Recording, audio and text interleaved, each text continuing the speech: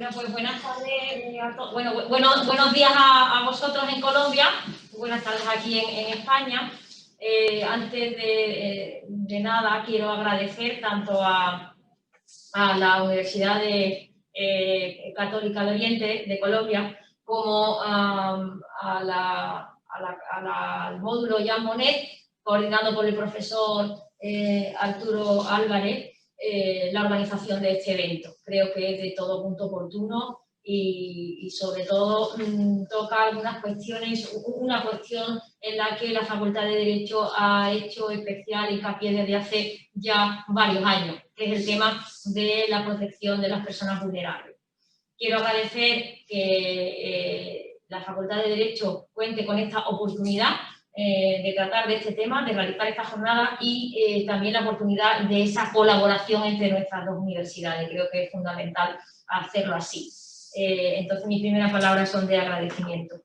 Yo solamente estoy aquí en calidad de decana, no voy a hablar de ningún tema, porque hay dos personas aquí que van a hablar digamos, dos de los pilares sobre los que hemos trabajado en estos últimos años en el decanato, porque se viene trabajando desde antes. Yo soy decana solamente desde hace un mes, pero hemos recogido ya esos esfuerzos que se han venido haciendo en estos años y las dos personas que están aquí van a hablar de dos de esos pilares, dos de esos trabajos sobre los que hemos puesto particular ilusión. Uno es el de la clínica jurídica y otro el máster en protección jurídico-social de personas y colectivos vulnerables. Así que sin más, solo quería decir estas palabras, agradeceros y bueno, y abriros las puertas a todos los que no nos habéis visitado y a los que sí, como Diana, abriros las puertas de nuestra facultad, de la Universidad de Cádiz, para que vengáis cuando queráis visitarnos y también para abriros los brazos para cualquier otro punto de colaboración o de estudio conjunto que podamos hacer. Muchas gracias. Muchísimas gracias a la decana Isabel Zurita. Vamos a dar ahora espacio a la intervención de la decana de la Facultad de Derecho de la Universidad Católica de Oriente, Beatriz Elena Arcila.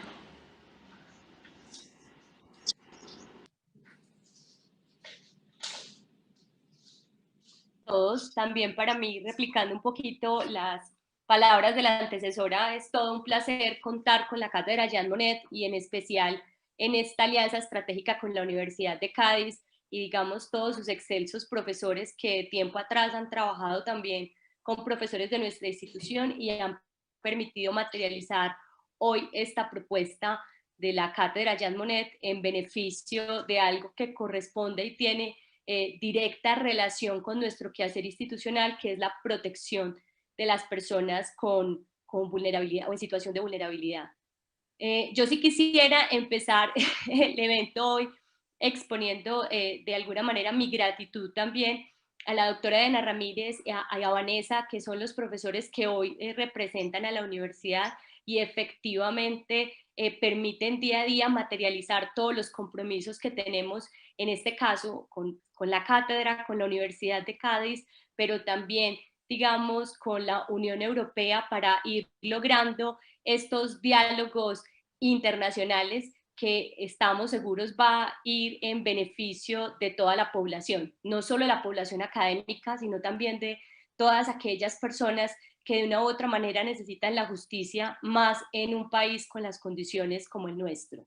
Entonces, yo también les doy la más cordial bienvenida a todos y espero que este evento sea de provecho.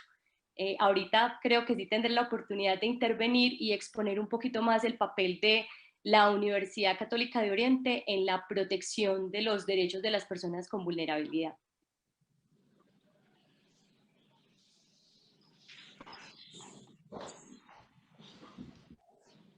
Vanessa, o inicio de una vez, perdóname porque me quedó un poco extraño, no sé si mi intención inicial era de saludo o iniciamos de una vez con la presentación de la universidad. Sí, decana Beatriz, por favor, iniciemos entonces con su ponencia que nos va a conversar acerca de la Universidad para la Sociedad, un análisis del acceso a la justicia de la población vulnerable desde el consultorio jurídico y el Centro de Proyección Social de la Universidad Católica de Oriente. La escuchamos. Bueno, muchas gracias, Vanessa. Entonces, ya que di el saludo de manera protocolaria, ahora sí me permito hacer la presentación de la Universidad Católica de Oriente. Lo primero que tendríamos que señalar en este punto es que, como elemento común para todas las universidades, es que es un hecho claro que la universidad está hecha para servir, para identificar las problemáticas y las necesidades del entorno y, a través de su función esencial, que es la formación, transformar realidades y contextos.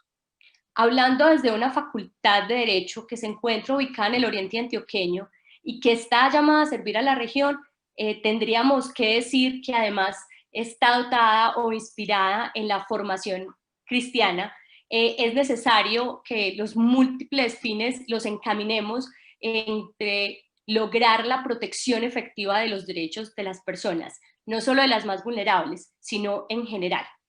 Pero cuando miramos el territorio del oriente antioqueño, nos encontramos con un territorio que se puede representar por las desigualdades, por la inequidad, por la violencia, por un conflicto de largo tiempo y con efectos muy gravosos para la población, por un modelo que también está, digamos, contaminado, plagado por la corrupción, por estereotipos que se traducen en discriminación, y que, en virtud de todas esas circunstancias, nos exigen poner especial atención en aquellos que denominamos a veces los menos favorecidos, y aquellos que en no pocas ocasiones ven la justicia como un privilegio ajeno, que es muy difícil alcanzar, y que a veces, digamos, burocratizamos de tal manera que hace aún más difícil lograr ese fin. Entonces, cuando preguntamos cómo hace la Universidad Católica de Oriente en un territorio específico con estas características que acabo de mencionar para permitir el acceso a la justicia a las personas en condición de vulnerabilidad, pues tendría que decirlo principalmente que lo hacemos a partir de sus tres funciones sustantivas: la docencia, la investigación y la extensión. ¿Por qué desde la docencia la Universidad Católica contribuye? Porque, por ejemplo, acudiendo a las reglas de Brasilia, también tendríamos que decir que no hay posibilidad de buscar procesos de cambio si no es a través de la educación. Entonces, la formación de abogados con una mirada en el contexto, con una sensibilidad hacia las realidades que tenemos de frente, con una, digamos, no en una educación a espaldas al territorio, a espaldas de las realidades que tenemos que lidiar día a día, sino de frente a ellas y buscando maneras para, digamos, afrontarlas de la mejor manera posible, pues los estudiantes tienen un excelente laboratorio de sensibilización y de formación, entendiendo que su día a día está relacionado con personas que la justicia aparece como ese bien escaso y muy, muy ocasional. Entonces, cuando hablo también de la formación, es porque nuestra universidad también ha formado personas en condición de vulnerabilidad, y esa formación les ha permitido transformar su propia realidad, empoderarse en el ejercicio de los derechos y contribuir desde sus realidades específicas a que la comunidad que los circunda pues también tenga de una u otra medida un mejor acceso a la justicia. Esto lo digo porque tenemos abogados que pueden ser los primeros abogados, por ejemplo, en sus respectivos municipios o en sus respectivas regiones cuando tenemos población muy alejada. Entonces, en esta medida creemos que la universidad cumple un papel transformador y que permite también, de una u otra manera, directa o indirecta, lograr un mayor acceso a la justicia. Además, entonces, de la docencia, que lo decimos y es nuestra razón de ser, también tenemos el proceso de investigación. La universidad está investigando el territorio, está investigando las realidades del territorio y está investigando las necesidades y retos territoriales.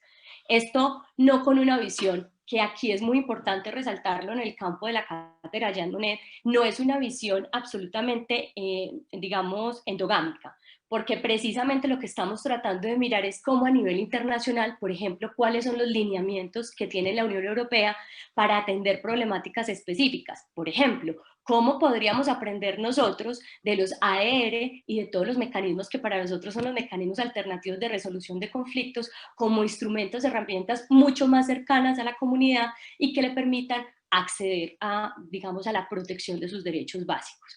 Entonces, aquí la investigación cumple un papel fundamental, porque es la que nos permite hacer análisis de derecho comparado, porque es la que nos permite las relaciones entre unidades académicas. Fruto de la investigación surgió precisamente este hermoso relacionamiento con la Universidad de Cádiz, poder llevar a cabo proyectos donde estamos realizando analizando realidades de maneras comparadas y que a veces tienen muchos puntos en común, pues nos permite hacer aportes de manera mucho más significativa y con efectos aplicados directos a las innovaciones de carácter social. En este punto también tendría que explicar que para la Universidad Católica de Oriente el proceso formativo de investigación se divide como en dos partes. La una está relacionada con todos los procesos de investigación formativa y la otra con las generadoras de nuevo conocimiento o innovación social.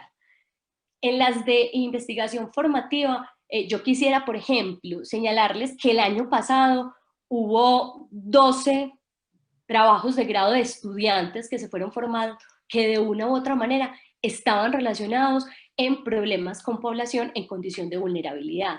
Entre ellas, por ejemplo, estábamos analizando la situación actual de la población carcelaria y penitenciaria en el oriente antioqueño.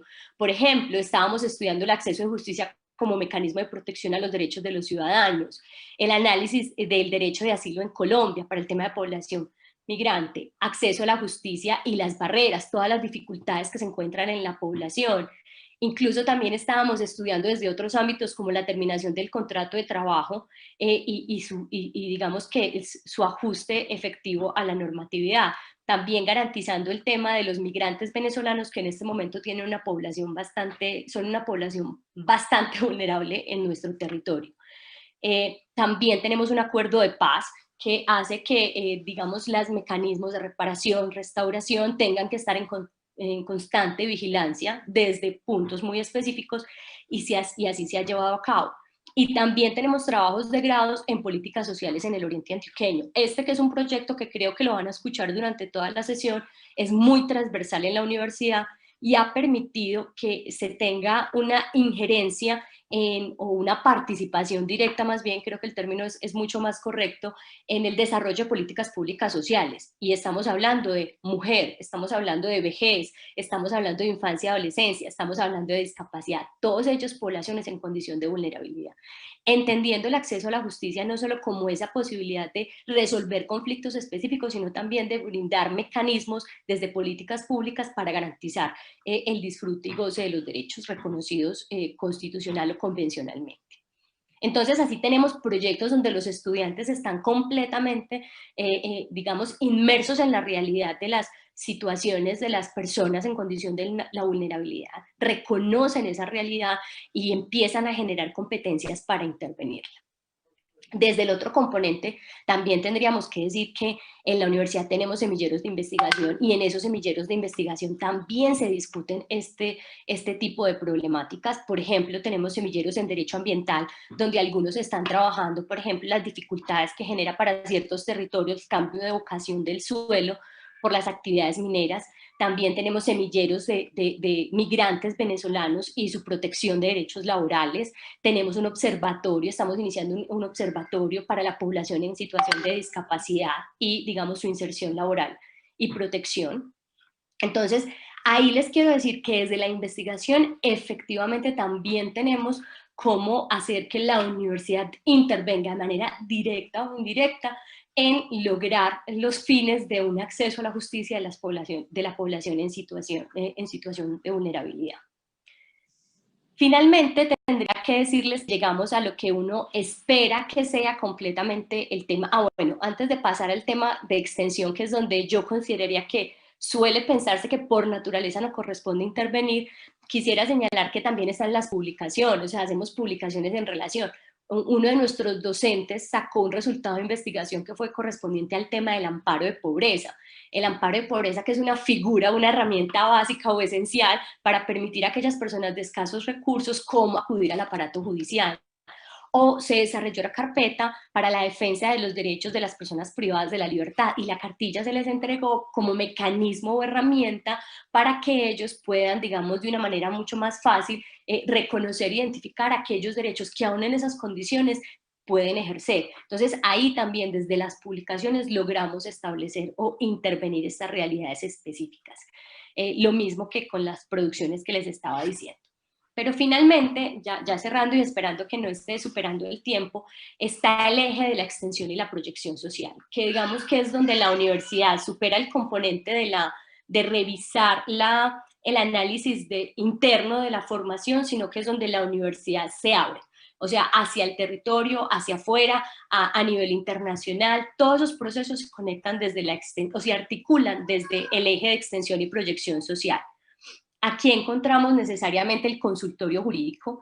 ¿Qué es el consultorio jurídico? Pues lo que yo digo es, el consultorio jurídico presta el servicio de asesoría, atención y acompañamiento de los procesos que la ley nos permite, pero exclusivamente para personas de escasos recursos económicos y a población en condición de vulnerabilidad en el oriente antioqueño.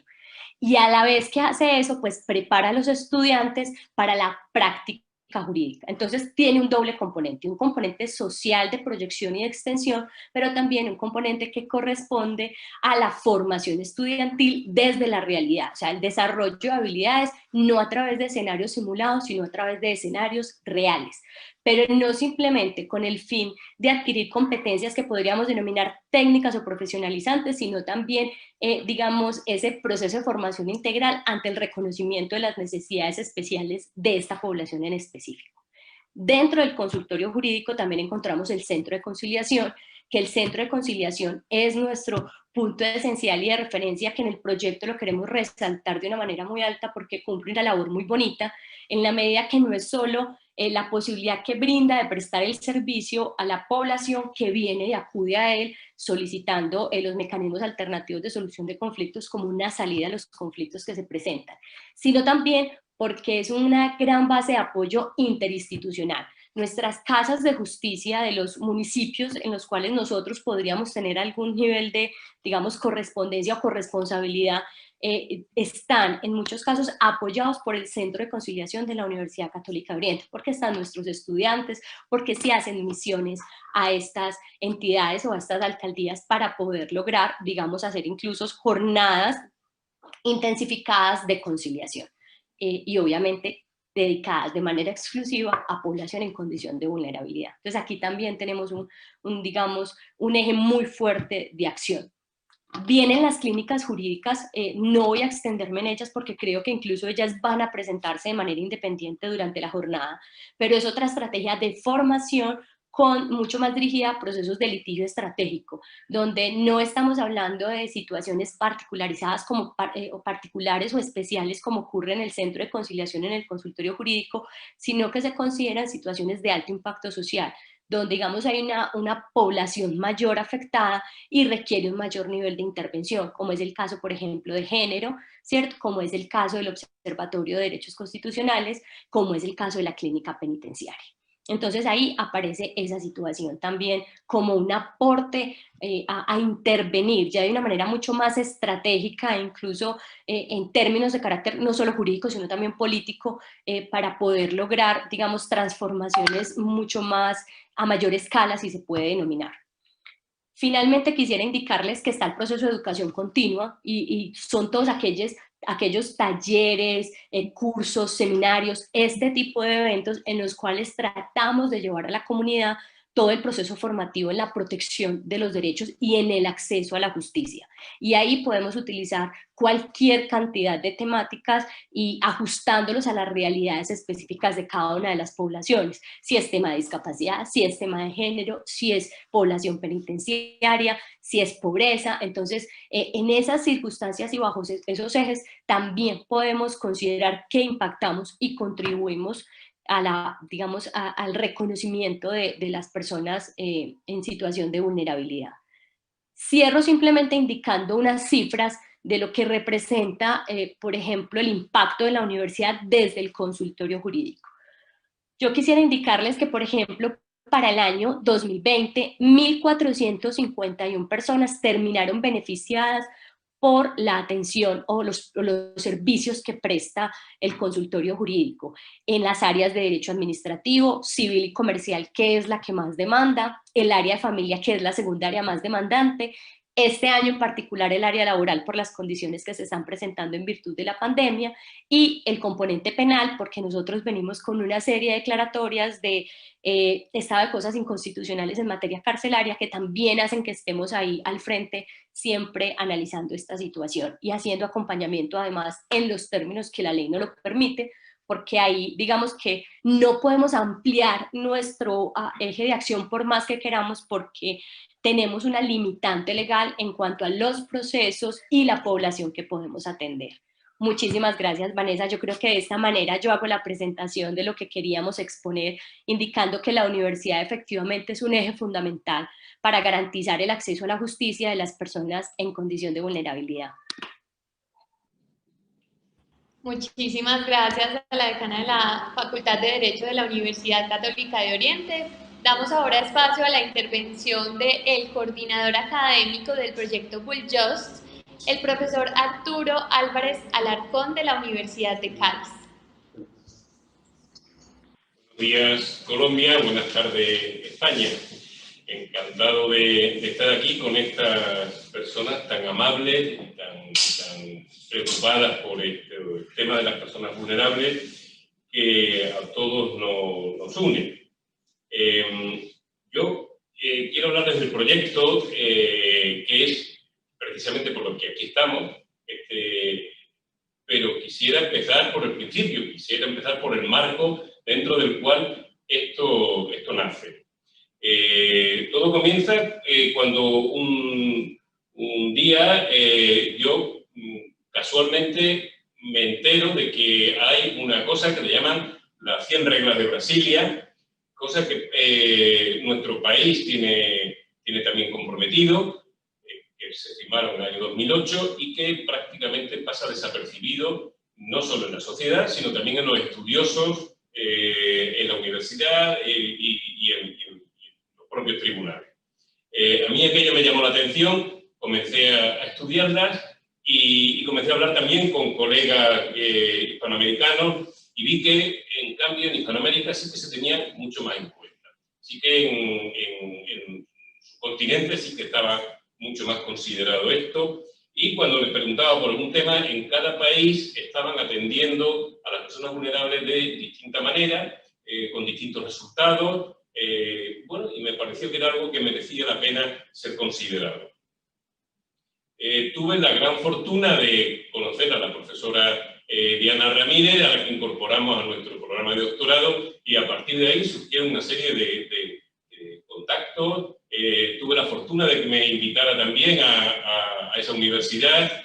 Tuve la fortuna de ver cómo funciona esa universidad, de cómo es esa sociedad, si bien fue una visita breve, pero en conversaciones con otros profesores, algunos de los cuales están aquí interviniendo, pude ver una realidad que me pareció muy interesante y así como las soluciones que se están produciendo ahí, tanto en la universidad como desde el Estado, ¿no? Por ejemplo, las casas de justicia, etc.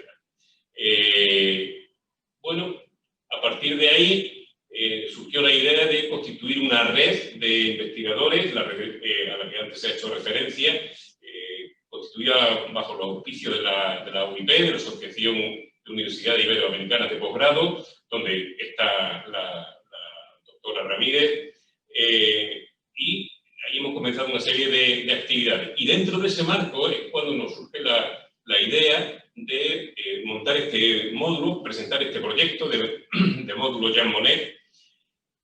Los módulos Jean Monnet son concebidos fundamentalmente con la idea de docencia, de transmitir a la sociedad europea o de otros lugares, mostrar cómo es el derecho de la Unión Europea, mostrar la cultura que hay dentro de la Unión Europea, pero nosotros lo hemos concebido de un modo que va más allá. Es un programa no a un año, que suele ser frecuente, sino a 3 años, pero con una idea de que no sea solo docencia, sino fomentar la investigación. Han hablado de los seminarios, de los semilleros de investigadores, algo que queremos fomentar aquí. Esta universidad no los tiene así instituidos. Hay promoción de investigadores, pero no de esta manera. Y sí que nos pareció interesante ese modelo para que el módulo Jean Monnet fomente estos semilleros de investigadores. Es decir, que la docencia no sea solo de ir a mostrar en Colombia las soluciones que la Unión Europea puede aportar de una u otra manera, que será interesante también, sino que también nosotros mismos y nuestros alumnos puedan aprender de la realidad de Colombia y de los métodos que están utilizando, que son también experiencias muy interesantes. Nosotros tenemos aquí también problemas de inmigración, no son iguales, tenemos también problemas con personas vulnerables, no son iguales, pero tenemos, yo creo, mucho que aprender de un lado y de otro. En ese sentido hemos concebido esto con la idea de que nos permita que nuestros investigadores y los de la UCO puedan intercambiar experiencias, puedan fomentar temas de investigación, fomentar también la sensibilidad de nuestros estudiantes y de común acuerdo ir avanzando en este modelo. Yo espero que esto produzca unos grandes frutos. Por otra parte, nuestra facultad, como ya ha señalado la decana y como van a poder ver, tiene también señalada como una de sus líneas, no solo de trabajo y de investigación, sino de desarrollo, la atención a las personas vulnerables, ¿no? Es un tema sobre el que venimos trabajando varios investigadores, pero van a ver también cómo algunas de las instituciones de nuestra universidad van en ese sentido. Por tanto, bueno, lamentablemente estamos afectados por esta pandemia global y ha impedido que hayamos comenzado, como estaba previsto, estas actividades deberíamos haberlas comenzado a primeros de octubre y el plan era otro, lo estamos rehaciendo, de hecho ya hemos tenido algunas reuniones para que, bueno, todo lo importante que tendríamos que haber empezado a hacer este trimestre lo vamos a desplazar al siguiente, comenzaremos en febrero. No obstante, vamos a tener un congreso en el mes de enero, que vamos a celebrar, bueno, más o menos con este esquema de trabajo que estamos desarrollando hoy aquí. Y la idea es que durante los 3 próximos años vayamos realizando cursos, promoviendo trabajos de investigación, equipos multidisciplinares y equipos mixtos de jóvenes investigadores de aquí, de nuestra universidad y de esa otra.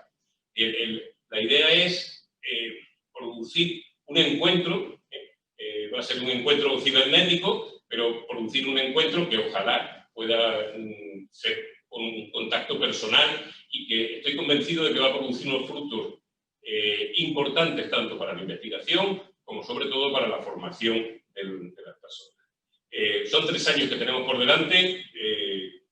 Yo en el poco tiempo que llevamos trabajando, bueno, primero en la preparación de este proyecto y luego desde que nos lo han concedido, bueno, la impresión que tengo es magnífica. El equipo, yo estaba seguro de que iba a ser así. El equipo colombiano, que no lo conocía plenamente, pero lo intuía, magnífico y de aquí, ¿qué voy a decir? El equipo de la Universidad de Cádiz ya lo conocía de sobras, de modo que estoy convencido de que nos esperan 3 años por delante muy importantes y donde vamos a conseguir grandes frutos. Eso es básicamente el proyecto. Una de las patas de este proyecto, que así lo exige la Unión Europea en su financiación y que a mí me parece que está muy bien, es el de la divulgación. Divulgación que no solo se va a producir con publicaciones científicas, sino también con encuentros, visitas, etcétera, etcétera, y con un despliegue en las redes como exige los tiempos actuales, ¿no? De modo que nos encontramos con esas 3 direcciones: docencia, investigación y divulgación, y todos esos factores los vamos a ir utilizando. Hay algunos puntos de referencia en el calendario, uno de ellos es el Día de la Justicia. Son días, hemos aprovechado días que tiene marcada la Unión Europea, que tienen que ver con este proyecto. El Día de la Justicia, el Día de la Mediación y el Día de la Unión Europea. Entonces procuraremos repetir este tipo de excusas para para encontrarnos y para lanzar nuestros mensajes y nuestros trabajos a la sociedad, sin perjuicio de los cursos que, como digo, tenemos que hacer y esos otros proyectos de semillero de investigadores, etc. Y por mi parte nada más. Agradecer mucho a todos la magnífica disposición y saludar a algunos de los que estoy viendo aquí que coincidí con ellos personalmente allí en Río Negro y que lamentablemente ahora nos separa esta distancia. Nada más. Muchísimas gracias al profesor Arturo Álvarez Alarcón, el director académico del proyecto.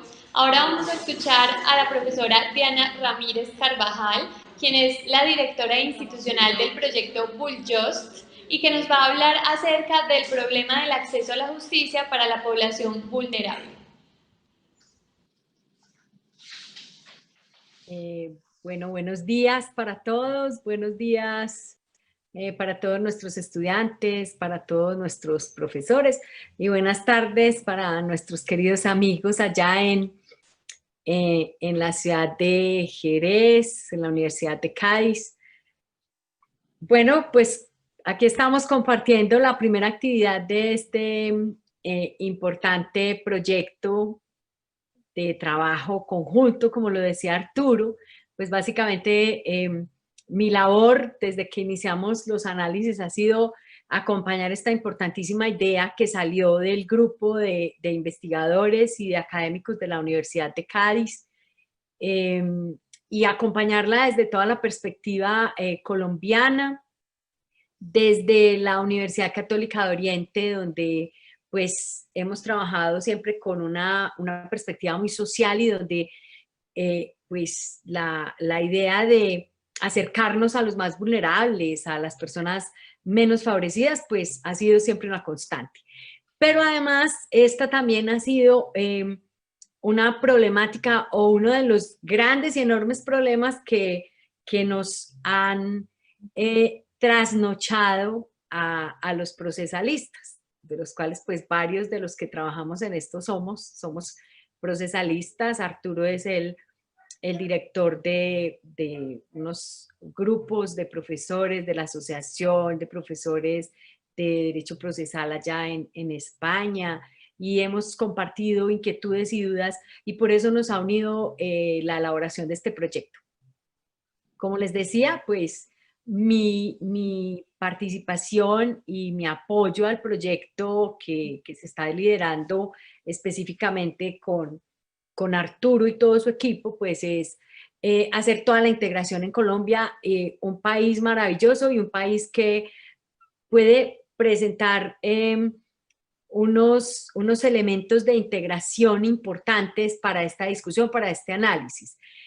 Primero porque desde la justicia, pues todos tenemos claro que en este momento los esquemas de justicia judicial, de la justicia del Estado, vemos que se retrotraen mucho cuando se trata de personas vulnerables, quedan en poco impacto, en poco desarrollo.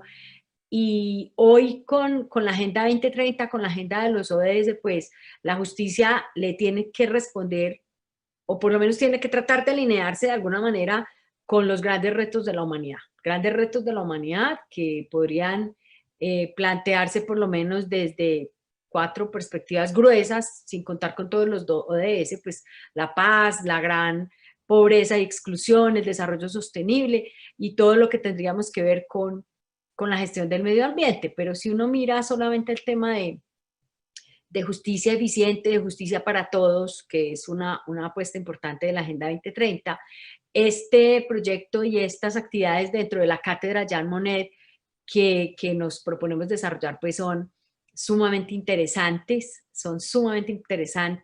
queremos darle una perspectiva desde, claro, la administración de justicia en donde ha fallado.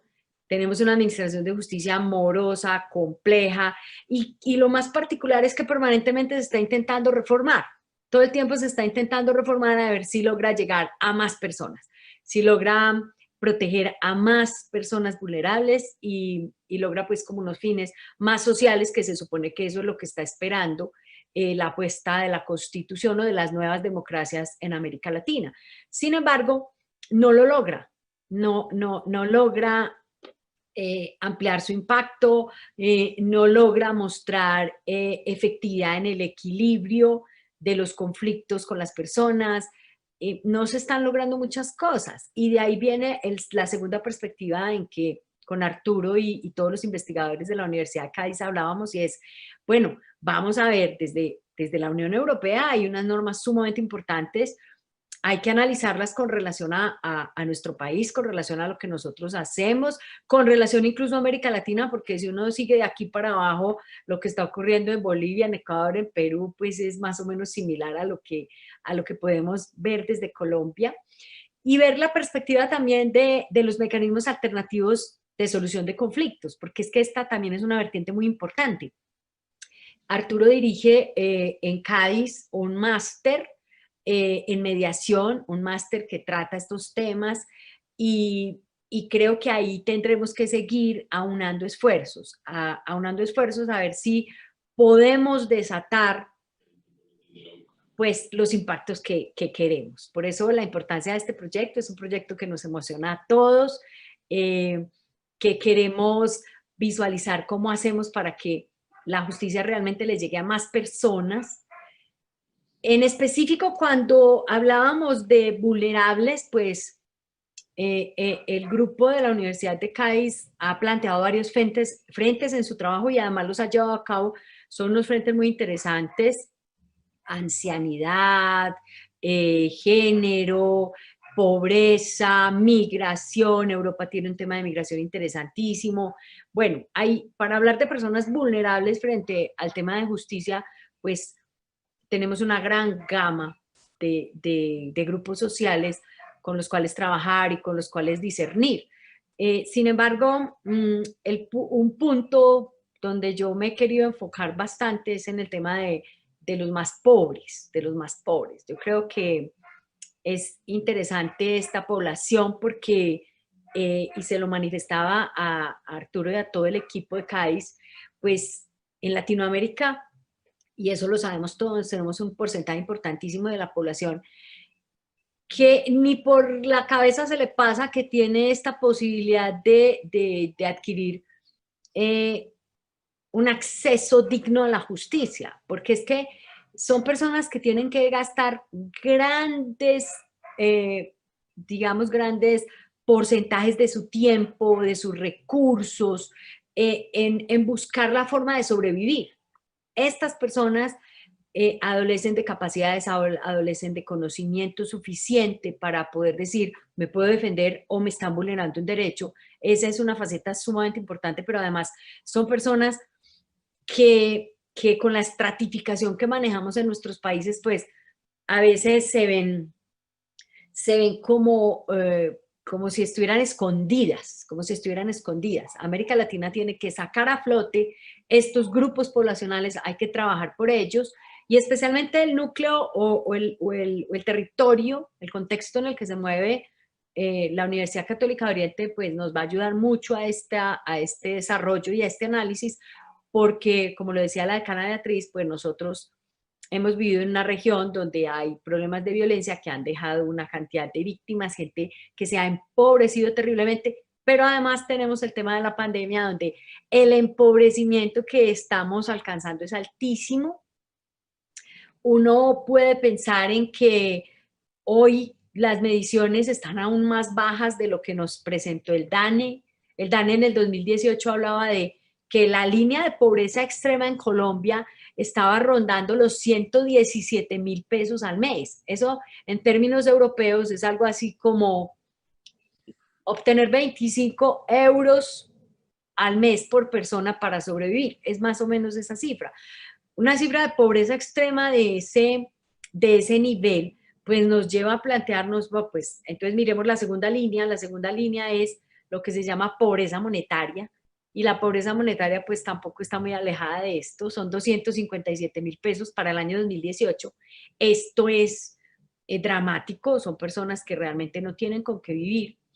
Y en Colombia nosotros estamos hablando de que más o menos el 27% de la población está en esta situación. Entonces es la gente que no tiene ni una casa digna, ni trabajo, ni educación, o sea, adolecen de casi todo, por decirlo menos, de casi todo. Estamos hablando de personas que reciclan para vivir y estamos hablando de un 27% medido en 2018, y con una pandemia pues habrá que ver el incremento que hemos tenido. O sea que este es un proyecto que realmente al que le vamos a apostar todo, al que vamos a trabajar, como dice Arturo, por 3 años. Yo veía, por ejemplo, la encuesta de necesidades jurídicas insatisfechas, que es un proyecto de investigación que realizaron acá en Colombia, y ahí hay otro espacio por cubrir que nos va a servir cantidades para este proyecto. Este análisis que se hizo con las personas, se tomó una muestra grandísima en el país por investigadores de muy, muy alto rango, y ellos decían, el 41% de la población deja las cosas así. Si se les vulnera un derecho, si tienen un problema, no van a ponerse a buscar ni un juez, ni mucho menos a un abogado que les va a cobrar muchísimo y que ellos no tienen ni siquiera la capacidad de interactuar con ellos. Ahí tenemos pues casi la mitad de la gente que se está quedando afuera. Un 23.6% dicen yo arreglo de manera directa. Y en ese 70% tenemos un grupo que es este que yo llamo personas de pobreza extrema, que cuando quieren de pronto actuar, lo que hacen es fortalecer los grupos de violencia que hay en sus zonas donde viven y buscan a alguien que tenga autoridad suficiente para presionar el conflicto y desatarlo a su favor. Esto hay que tenerlo en cuenta porque finalmente lo que nos están diciendo es, mire, en un país como Colombia, solo el 15%, siendo muy de buenas, y casi todos son empresarios y sector bancario, están llegando al juez. Más o menos un 18, 13, hay veces se baja mucho la tasa, están yendo a mecanismos alternos de solución de conflictos. El resto de las personas, pues, no les interesa. Creen que un grupo de violencia, o sea, grupos al margen de la ley que se encargan de mantener en relativa paz los sectores, pero que eso luego se le devuelve a la población y empiezan a aparecer muertos y personas secuestradas y es una cosa sumamente agresiva, pues ellos al principio le creen a este modelo es un punto donde hay que trabajar fuertemente desde la red de las reglas de Brasilia y también desde nuestro proyecto. Este proyecto yo creo que hay que ponerle todo nuestro empeño y todas nuestras capacidades. Como dice Arturo, nos esperan 3 años donde esperamos compartir, esperamos integrarnos, esperamos poder dimensionar en algo, impactar así sea en un pequeño porcentaje esta dura realidad. Y para ello, pues, la docencia, ojalá esta pandemia pues se levante pronto y podamos tenerlos a todos acá, realizando estos cursos que hemos pensado, pero también no podemos olvidar, y ahí complemento el punto de decía Arturo, de las publicaciones y del acceso a los MACs, no podemos olvidar el tema que está dentro del proyecto, que es la realización de por lo menos un MOOC o 2 MOOC donde podamos dinamizar estos temas en la población más pobre y más vulnerable. Así que, pues nada, esa era mi reflexión. Yo desde Colombia estoy coordinando todo este aspecto, o esto de multiplicidad de aspectos que desde España direcciona a mi amigo Arturo Álvarez con todo su equipo y estamos atentos a poder integrarnos y activar todas estas perspectivas.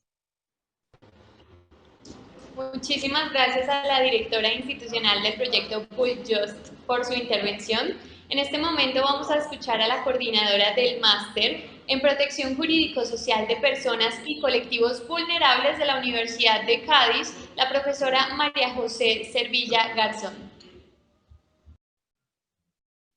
Buenos días a los ponentes de la Universidad Católica de Oriente en Colombia y buenas tardes a los compañeros de la Universidad de Cádiz que me acompañan en esta mesa.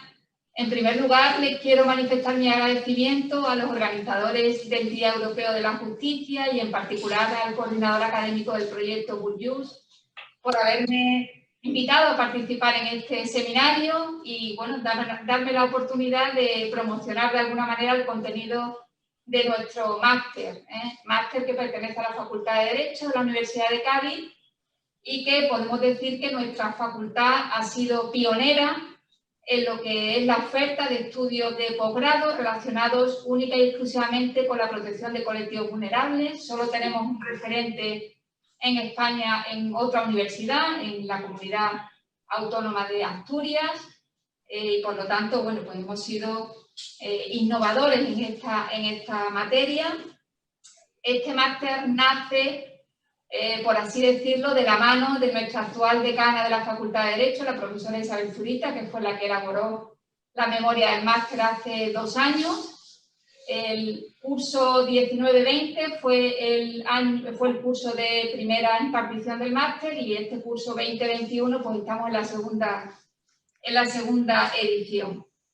En primer lugar, podemos comentar que hemos tenido un éxito que casi no nos esperábamos en cuanto a solicitudes, probablemente por la escasa oferta que hay en titulaciones de posgrado que se dirijan única y exclusivamente a la formación de profesionales que se quieren dedicar a la atención de colectivos vulnerables.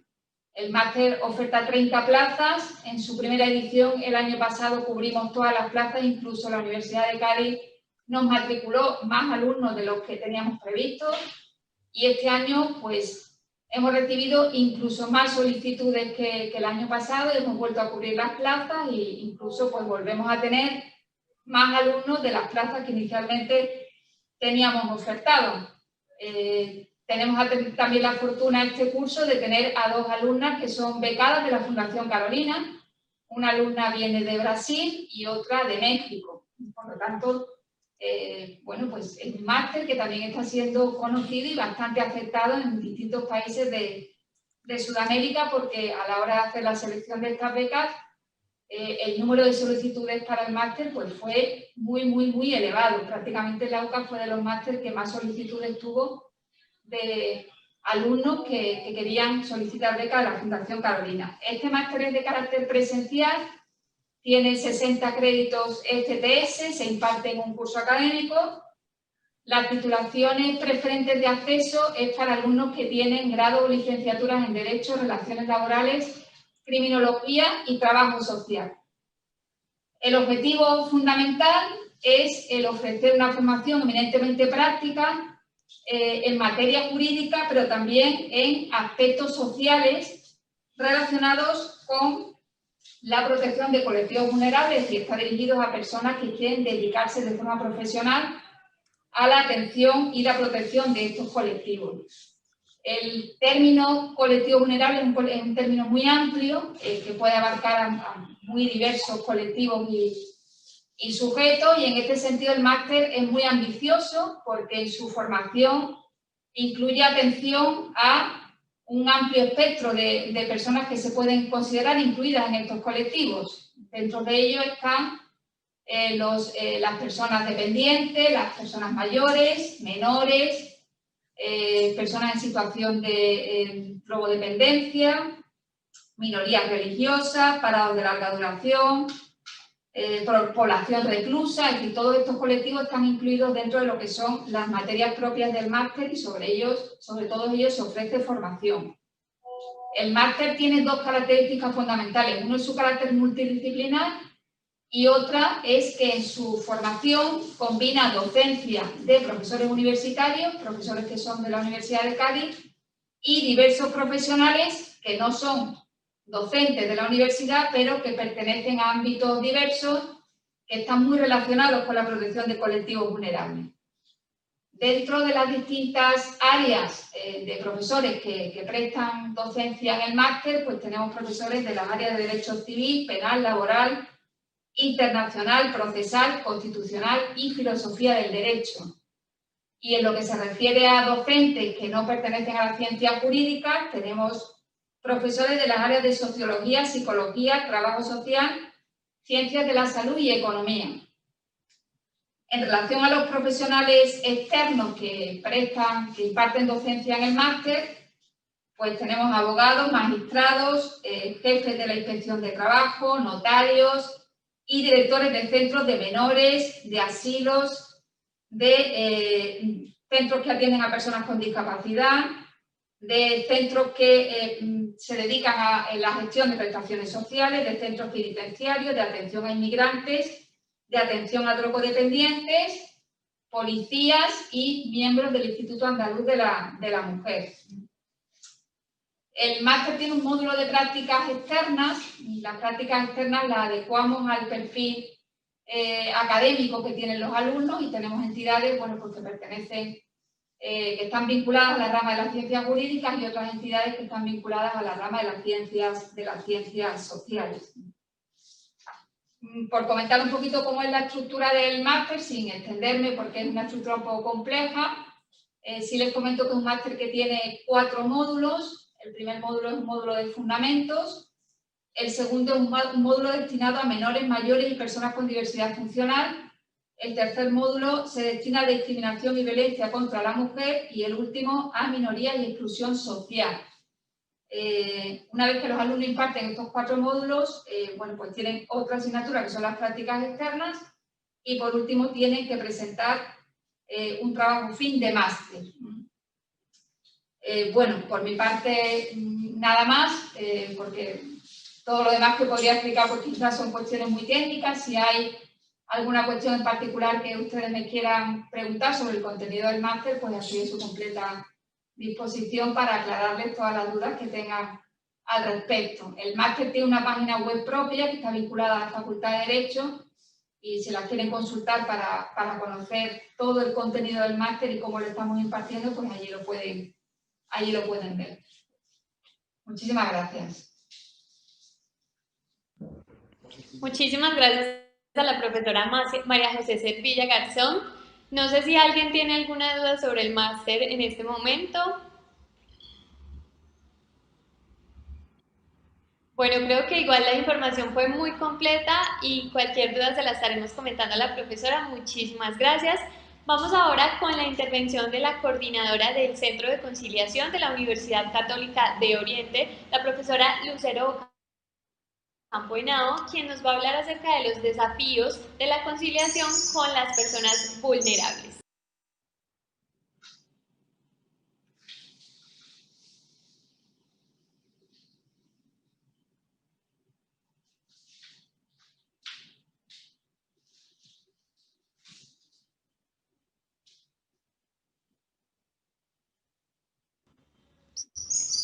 Bueno, un cordial saludo para todos. Sea lo primero, pues agradecer la invitación de la doctora Diana Ramírez y de la profesora Vanessa, quienes muy amablemente pues, me han invitado a intervenir en estos minutos a hablar sobre el Centro de Conciliación.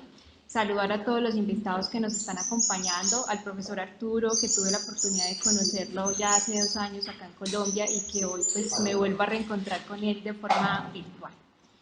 Me han pedido que cuente o que les hable un poco de la función que cumplo acá en el Centro de Conciliación, de cuál es el trabajo que hemos estado realizando a través del consultorio jurídico. Sin embargo, me parece pertinente hablar un poco del contexto de la conciliación a efectos de que nuestros invitados internacionales pues comprendan cuál es el escenario en que se encuentra actualmente este mecanismo. Para ello, entonces, he decidido pues, inicialmente hacer un recuento normativo y constitucional muy breve sobre el mecanismo de la conciliación y posteriormente sí entrar en materia para poder contarles cuál ha sido el ejercicio que hemos estado realizando a través de este centro.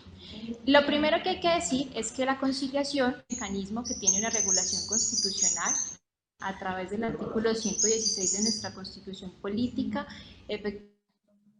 Se le da a los conciliadores la facultad de administrar justicia, lo que implica una gran responsabilidad porque eso significa que tenemos la labor de ayudar a las partes a solucionar sus conflictos y que ellos entiendan que administrar justicia o resolver el conflicto no significa necesariamente acudir al proceso jurisdiccional o judicial, sino que al contrario esa es la última opción, que se puede agotar o resolver el conflicto de una forma previa, de una forma anterior, sin necesidad de desgastarnos en un conflicto judicial que se va a volver mucho más complejo.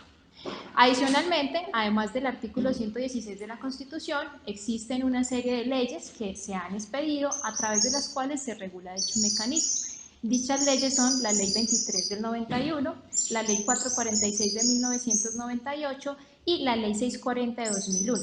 Esta última que regula de una forma mucho más amplia el mecanismo de la conciliación y que adicionalmente nos indica que la conciliación en algunos asuntos debe ser agotada como un requisito de procedibilidad.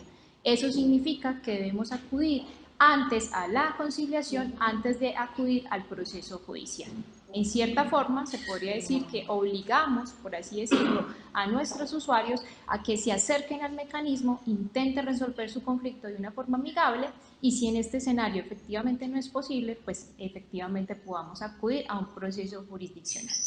Por último, hay una serie de decretos que se han expedido. Importante enunciar el último decreto que se expidió en razón de la pandemia, el decreto 491 de 2020, que digamos que nos adaptó o nos indicó cómo debíamos adaptarnos a la forma de trabajar en razón del COVID-19, indicándonos que debíamos migrar a la virtualidad, a las herramientas digitales y abandonar la presencialidad como un elemento que se venía de forma esencial en lo que respecta a la conciliación. Esto haciendo un recuento como muy breve, ya les había dicho, sobre el contexto legal y constitucional de este mecanismo.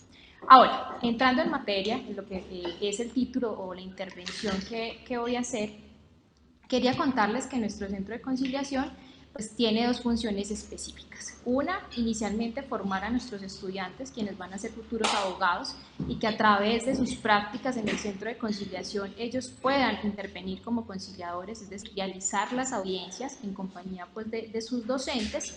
Y dos, efectivamente brindar un servicio a aquellas personas que se encuentran en condición de vulnerabilidad. Para nosotros, personas en condición de vulnerabilidad es referirse a personas que tienen condiciones económicas precarias o personas que tienen alguna situación compleja que nos permite determinar que, digamos, requieren de mayor cuidado, requieren de una mayor protección, y en ese sentido se hace necesario brindar un mayor acceso a la justicia. ¿Qué ha sucedido o digamos cuáles son los desafíos que plantea la conciliación y sobre todo en lo que respecta a trabajar con personas vulnerables? Es importante decir que los desafíos no surgen con el COVID-19, que de pronto es la concepción que todo el mundo se plantea, que en razón de la pandemia pues las cosas cambiaron y efectivamente eso generó una cantidad de, digamos, complicaciones en el trámite. Los desafíos vienen de una forma anterior, sea presencial o sea de forma virtual, pero sin duda migrar a la virtualidad pues generó aún mayor tarea para nosotros a la hora de tramitar estos procesos conciliatorios. Quizás el mayor desafío o sobre el cual yo voy a enmarcar mi intervención es el tema de la comunicación, ¿cierto? Comunicación desde el punto de vista del conciliador y comunicación en lo que respecta a las partes. Comunicación sobre el punto de vista del conciliador es que nuestros conciliadores, y me incluyo yo como conciliadora, nos debemos adaptar a estas nuevas formas de trabajo, a estas nuevas formas de virtualidad, y a entender que la comunicación no solo fluye a través de la presencialidad, es decir, no solo se da teniendo a la otra persona al frente, sino que también en escenarios virtuales pues es posible comunicarnos con los otros, es posible percibir las reacciones de los otros, ¿cierto? Y acá es importante también indicar el tema de las reacciones, de la sensibilidad, de la emocionalidad, porque como bien yo se lo digo a mis estudiantes, la conciliación, más allá de un mecanismo donde de pronto se van a tratar asuntos de índole jurídico y para lo cual hay que tener un conocimiento y una formación, también estamos hablando de un mecanismo completamente humano, que va más allá de esas situaciones jurídicas, donde implica una escucha y una proposición de fórmulas de arreglo que permitan a las partes, una vez se ha terminado la audiencia, salir de una forma cómoda, contenta, y que efectivamente el conflicto no se vuelva a repetir. Y la comunicación en lo que respecta a las partes, y que quizás es una de las dificultades más grandes que estamos afrontando en este momento, corresponde precisamente a poder entablar la comunicación o la conexión, como yo lo denomino, de esas partes en ese proceso conciliatorio. Una de las grandes dificultades al trabajar con personas vulnerables es que ellos no cuentan con las condiciones o con los medios de comunicación necesarios para poder entablar una comunicación con sus conciliadores. Me explico. De forma presencial, hemos notado que la gran dificultad para poder realizar una audiencia de conciliación es poder convocar a la otra parte. ¿Por qué poder convocar a la otra parte? Porque desconocemos su dirección, desconocemos su número de teléfono, su ubicación no se hace muy sencilla, y en ese sentido pues se hace muy complejo efectivamente convocarlos a una audiencia de conciliación. Eso en un escenario presencial. En el escenario virtual, efectivamente, la situación se vuelve más compleja, porque adicional a que no tenemos la dirección física de su residencia o de su domicilio, pues nos hemos encontrado con que muchos usuarios no tienen correo electrónico, por ejemplo, no tienen acceso a internet, al uso de datos o wifi, no tienen acceso a un teléfono inteligente donde puedan conectarse efectivamente a una plataforma como Zoom. Y adicionalmente, si la tienen, pues no conocen efectivamente la forma como pueden ingresar a esta plataforma. Este desafío, más que un tropiezo, se ha convertido en una gran experiencia de formación para nuestros estudiantes y para los docentes como conciliadores, porque nos ha llevado básicamente a acercarnos mucho más a nuestros usuarios. Yo considero que lo que ha permitido esta situación de la pandemia es que la conciliación de manera virtual nos permita acercarnos más a esas personas que tienen un conflicto, que tienen un problema. ¿Acercarnos en qué sentido? En que al momento de ayudarles, al momento de comunicarnos con ellos con respecto a cómo se deben conectar a las audiencias de conciliación, ha hecho que nuestros estudiantes se desprendan un poco de esas situaciones o esos sentimientos a veces frívolos que se suscitan en ellos, y que cuando entran en contacto con estas personas pues se dan cuenta realmente cuáles son los problemas o cuál es la realidad social que acontece a nuestra sociedad. Por último, y terminar de indicar, y esto es más como una crítica que siempre hemos tenido, la conciliación es un mecanismo flexible aparentemente, pero sigue teniendo grandes formalismos, sigue siendo un requisito, sigue siendo un mecanismo, perdón, con muchos requisitos que considero que hay que entrar a trabajar. Es importante, y yo sé que los requisitos están establecidos para el trámite adecuado del proceso conciliatorio, pero a veces tanto requisito, tanto protocolo, tantos formatos que debemos estar diligenciando nosotros como centro, lo que hacen es concentrarnos en otras situaciones distintas al conflicto judicial que efectivamente están abordando las partes, y descuidamos ese acuerdo al que tenemos que llegar. De nuevo, agradecer la invitación que me han hecho las profesoras, y si tienen alguna inquietud estoy presta para resolverla.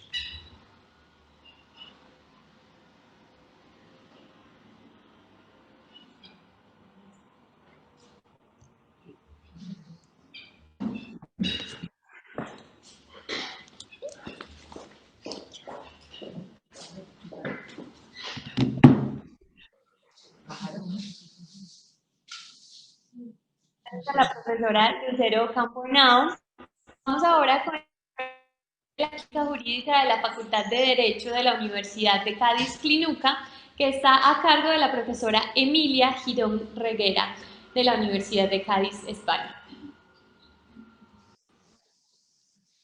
Buenos días, Colombia.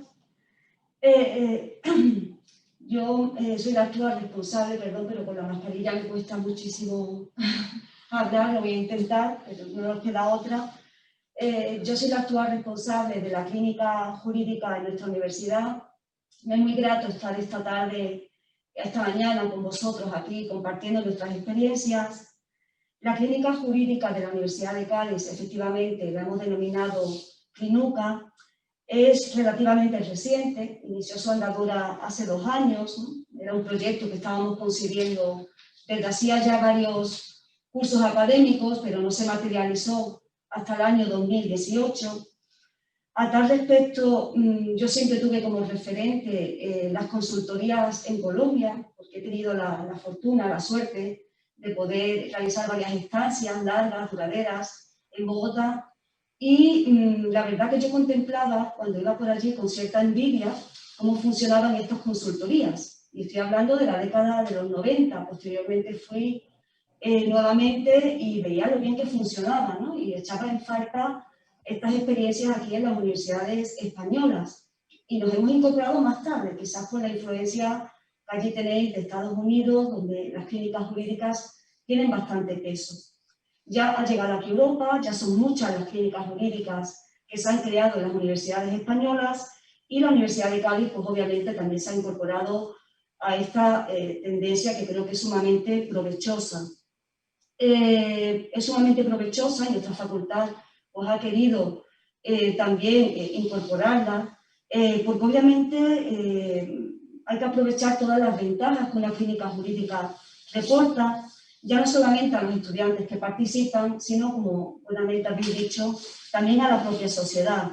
Como ha dicho la decana de la Universidad Católica de Oriente, las clínicas jurídicas pues tienen un doble componente muy importante, y obviamente nuestra voluntad ha querido aprovechar ese doble componente. Por un lado, son una opción más de formación a nuestros estudiantes, pero también, que duda cabe, sirven para cumplir un servicio útil a la sociedad por parte de las universidades, un servicio que deben cumplir las universidades y sobre todo las facultades de Derecho. No podemos ser burbujas de conocimiento ajenas a la realidad que les rodea, ¿no? Hay que mostrar sensibilidad hacia esas realidades, ¿no? Como ocurre allí en Antioquía. Por tanto, nos hemos sumado a ese elenco de universidades españolas que ya tienen implantadas las clínicas jurídicas. Clinuca ya forma parte de la red española de clínicas jurídicas, que creo que ya está conformada por unas 26 clínicas, que tienen como objetivo pues, difundir la enseñanza legal clínica y coordinar pues, las actuaciones que hay en las clínicas jurídicas españolas. La creación y funcionamiento aquí en la Universidad de Cádiz de Clinuca ha estado respaldada y sigue estando respaldada por el Vicerrectorado de Recursos Docentes y de la Innovación de nuestra universidad. Sin su apoyo pues hubiera sido poco viable este proyecto, y todos los cursos académicos desde hace ya 3 pues vienen reconociendo este trabajo, un trabajo en el que la clínica jurídica se les resalta esa doble perspectiva, ese doble componente que tiene como forma de aprendizaje, pero también como forma de que la universidad pueda cumplir su función de responsabilidad social. Y desde esta doble perspectiva pues venimos trabajando en este proyecto, ya que las clínicas jurídicas, pues tal como la conseguimos aquí en esta facultad, es un laboratorio para el aprendizaje del derecho, donde los estudiantes pues tienen la posibilidad de aplicar los conocimientos adquiridos en las aulas, a escenarios reales, a escenarios no simulados, y en consecuencia pues la clínica jurídica les brinda esta posibilidad. Aquí aplicamos la máxima aristotélica de aprender haciendo. Representan un cambio en la manera en la que se enseña, la manera que se aprende, porque obviamente los alumnos que prestan esta labor pues están asesorados, dirigidos por docentes de nuestro centro, especialistas en la materia de la que verse el caso. Igualmente, allí como la Universidad de Oriente, pues pretendemos que los casos más complejos pues también sirvan de base para la elaboración de trabajo fin de grado, de trabajo fin de máster, que los estudiantes deben realizar para terminar sus estudios de grado y posgrado en forma pues, de dictámenes o informes, ¿no? Se trata de que los resultados de las investigaciones que se lleven a cabo pues, puedan reportar beneficios a la sociedad, ¿no? Al lugar, al contexto en el que trabajamos. La enseñanza clínica, por tanto, pues es para nosotros una opción de fomentar y mejorar el aprendizaje activo, la formación práctica del alumnado, porque también les permite, qué duda cabe, desarrollar habilidades y competencias relacionadas con su futura profesión. Como puede ser pues, la mejora de la comunicación. Insisto muchísimo el trabajo en equipo, ¿no? Los 2 últimos cursos académicos yo les he insistido muchísimo que deben colaborar, cooperar y trabajar en equipo, dilucidar, debatir las distintas perspectivas, las distintas formas de solución que a un caso puedan plantearse. Pero qué duda cabe que además de ser una herramienta innovadora en el aprendizaje del derecho, con un gran potencial, estamos dando los primeros pasos. También el profesor Arturo Álvarez me comentaba, ¿no?, la posibilidad de que pueda actuar en escenarios de conciliación. Todavía, pues, obviamente, es una idea que hay que madurarla, que ver cómo la vamos a articular, pero qué duda cabe que sería una posibilidad más para esta clínica, y una posibilidad de reforzar esa doble vertiente que tienen las clínicas jurídicas de ser un servicio de orientación legal a las personas que lleguen a la clínica, siempre, insisto, bajo la orientación del profesorado, personas que no conocen los derechos que le asisten, que no saben cómo acceder a ellos, Pues aquí se le informa cuáles son esos derechos, cuáles son las vías que el ordenamiento le ofrece para hacer efectivos tales derechos. No se desarrolla aquí en modo alguno una labor de asesoría profesional. En España todavía esto no está regulado, ni siquiera hay, aquí habéis comentado que hay procesos en los que se permite esta posibilidad. Aquí en España no, en consecuencia no se puede desarrollar asesoría profesional de la que se puedan derivar responsabilidades. Obviamente pues hay un riesgo de intrusismo que intentamos evitar de todas las maneras posibles, y únicamente hay una pequeña orientación legal, un primer contacto a personas que llegan muy desorientadas. Pero especialmente, como ahora comentaré, nuestra aspiración es llegar a personas en situación también de vulnerabilidad, a personas y colectivos vulnerables. Y de esta forma contribuir a este movimiento emergente de clínicas jurídicas, que ya es hoy un movimiento global, que trata de promover, como habéis comentado, la justicia social a través de la formación jurídica, facilitando pues, el acceso a la justicia. En España pues, hay distintos modelos de clínicas legales, muy distintos formatos, hay para todos los gustos, desde algunas especializadas en medio ambiente, en violencia contra la mujer. La nuestra pues, aspira, porque todavía es un proceso que se está gestando, a prestar especial atención a personas en situación de vulnerabilidad, a personas en riesgo de exclusión social, colaborando con las entidades que ya colaboran en el máster de protección jurídico-social de personas y colectivos vulnerables, que comenzó su andadura el pasado curso académico, 2019-2020, y la idea es que la clínica jurídica funcione muy de la mano de este máster de personas y colectivos vulnerables, porque realmente es donde puede cumplir una gran función la clínica jurídica, llevando esta prestación a donde en modo alguno pueden llegar los colegios de abogados. Somos conscientes que nos queda un largo camino por recorrer, no vamos tan avanzados como allí estáis en Colombia, donde ya lleváis varias décadas trabajando en las clínicas jurídicas. Tenemos mucho que aprender de vosotros. Creo que este proyecto puede ser una posibilidad bastante buena de seguir conociendo otras experiencias, otros modelos, y que, bueno, importar esas ideas, ¿no? Porque sería sumamente enriquecedor. Nosotros, pues ahora mismo participan pocos estudiantes, llevamos a cabo un proceso de selección pues intenso, porque obviamente todavía es un proyecto pequeño, pero los estudiantes que se integran vienen con muchas ganas, con mucho interés de aprender, de poner en práctica todos los conocimientos que adquieren en clases, y nosotros aspiramos a que este programa de formación práctica pueda extenderse progresivamente en los sucesivos cursos académicos. Nuestra nueva decana así lo quiere y por eso vamos a trabajar, y que duda cabe que mi objetivo último será que esta enseñanza que hacemos sin ser reconocida de forma expresa, pues sea una enseñanza reglada, que sea reconocida tanto a alumnos como a docentes, con su correspondiente reconocimiento de créditos. Por tanto, tenemos muchas ganas, mucha ilusión en el proyecto, y vamos a poner todo nuestro esfuerzo en sacarlo para adelante, que sea una experiencia que yo creo fructífera para los alumnos, fructífera para la universidad, pero fructífera también para la Universidad de Cádiz. Eso es todo, muchísimas gracias. Muchísimas gracias a la profesora Emilia Girón. Desde la Universidad Católica de Oriente estamos muy contentos también de poder generar este intercambio de conocimiento entre lo que se desarrolla aquí en las clínicas jurídicas, que es el proceso que vamos a empezar a explicar en este momento, con lo que ustedes están haciendo tanto en clínica allá. Y de la misma manera empezar a implementar todos los procesos de derecho y de justicia europea acá en Colombia.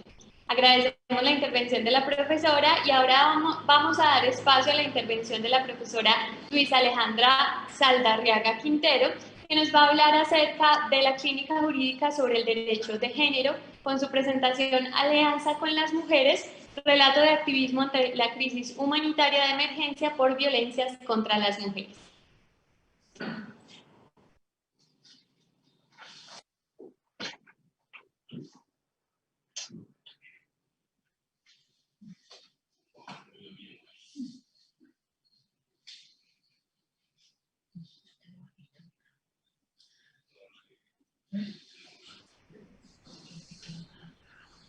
Buenos días acá en Colombia, buenas tardes en Europa.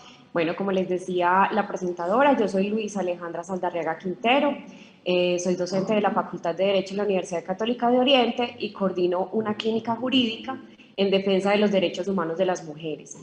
La experiencia que hemos venido desarrollando desde hace aproximadamente 10 años en lo que tiene que ver con el litigio estratégico nos ha ido llevando por un camino en el que nos encontramos en este momento.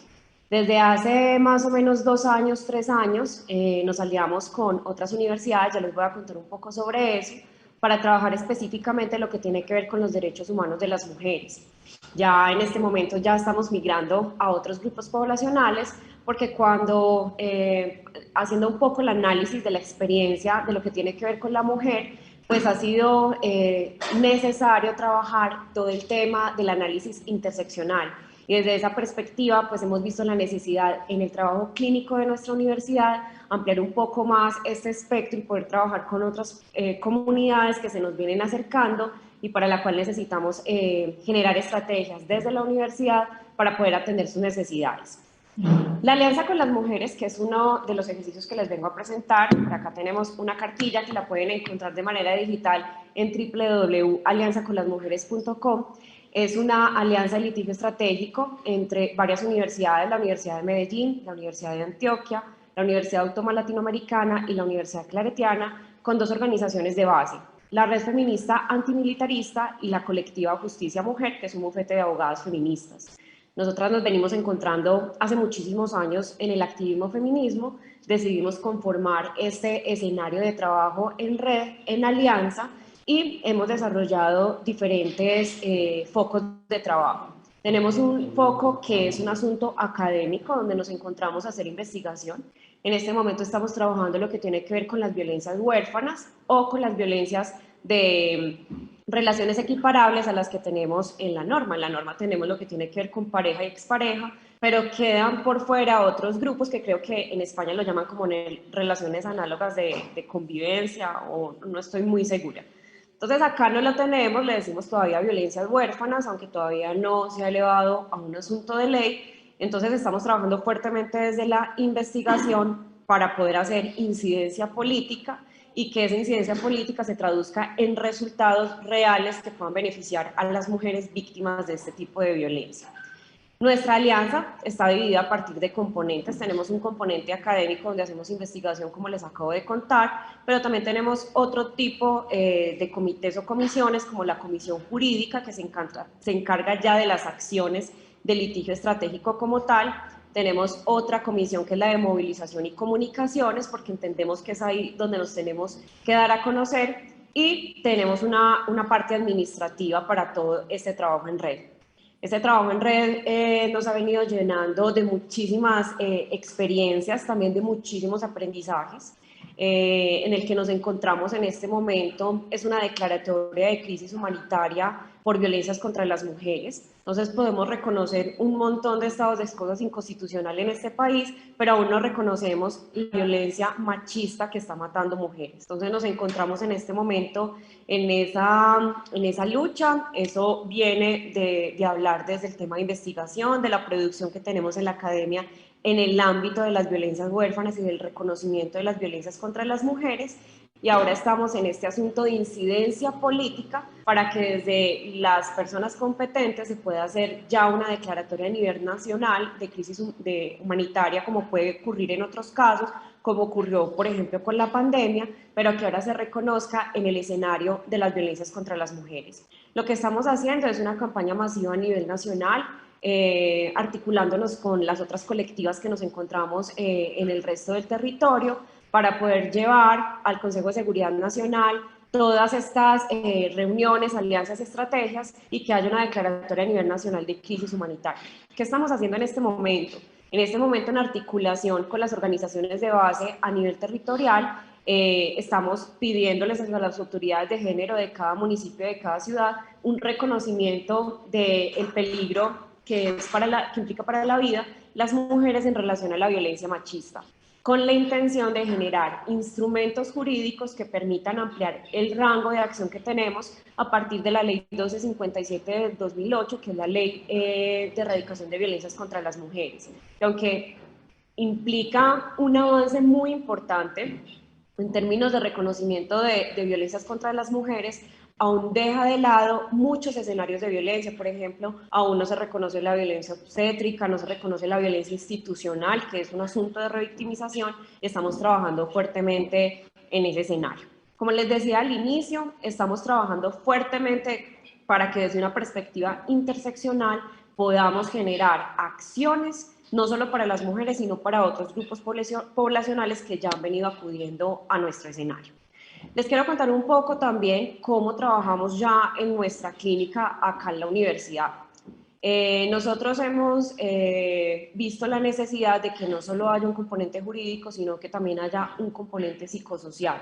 Yo puedo dar la orientación porque tengo la doble titulación, pero aún así hemos visto la necesidad de que cada que un usuario llega al consultorio jurídico, pues aparte de esta perspectiva jurídica, haya un acompañamiento psicosocial por las demandas también emocionales que están presentando los usuarios de los consultorios jurídicos. Entonces, lo que nosotros hacemos es revisar ciertos casos que vayan ayudando a que, primero, se desarrollen unas habilidades y competencias en los estudiantes en lo que tiene que ver con el litigio estratégico.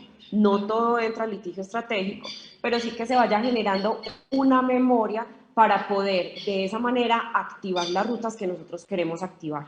Nosotros, como entendemos el activismo jurídico para la incidencia política, también acompañamos a los entes territoriales en lo que tiene que ver con la formulación de políticas públicas desde una perspectiva interseccional, no solo para la equidad de género, y adicionalmente estamos trabajando también en la implementación de modelos locales para la prevención y atención a las violencias basadas en género. De esta manera queremos hacer un impacto territorial fuerte y que implique de alguna manera garantizar hacia aliados con los objetivos de desarrollo sostenible, especialmente el número 5, una vida libre de violencias. También quedo atenta por si tienen alguna duda y podamos ampliar esto en el futuro. Muchas gracias.